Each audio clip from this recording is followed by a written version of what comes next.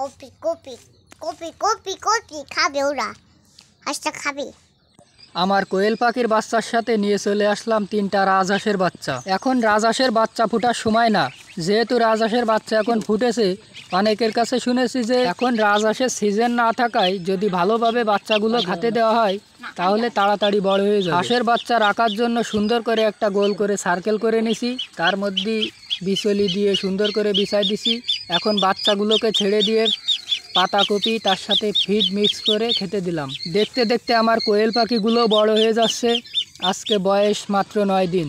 নিচের পেপারগুলো ভিজে যাওয়ার কারণে আমি পানির টবগুলো উঠাই নিচ্ছি, কারণ উপরে নতুন করে পেপার দিতে হবে, না হলে বাচ্চাগুলো ঠান্ডা লেগে যাবে। বাচ্চাগুলো যদি বেশিক্ষণ ওই ভেজার পরে থাকে তাহলে বাচ্চা অসুস্থ হয়ে যেতে পারে। এই জন্য আমি সুন্দর করে নতুন পেপার বিছাই দিচ্ছি যেন ওরা শুকনো জায়গায় থাকতে পারে।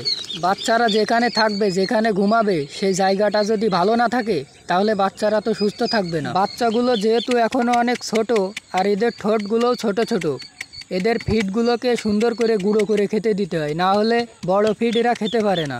পাখিগুলোর যখন 10 থেকে 12 দিন বয়স হবে তখন এরা জিরো ফিডগুলো খেতে পারবে। আর এখন বাচ্চা ছোট রয়েছে, সেজন্য যদি ফিডগুলো গুঁড়া করে খেতে দিই তাহলে বাচ্চাগুলো সুন্দরভাবে খাবারগুলো খেতে পারবে আর বড়ও হবে।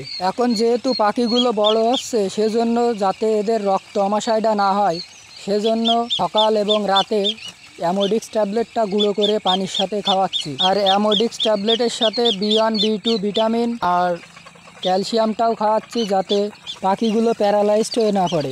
এই ওষুধগুলো খাওয়ালে প্যারালাইজড হওয়ার সম্ভাবনাটা থাকবে না। ভিটামিন, ক্যালসিয়াম এগুলো খাওয়ানোর ফলে পাখিগুলোর রোগ প্রতিরোধ ক্ষমতাটাও বাড়বে।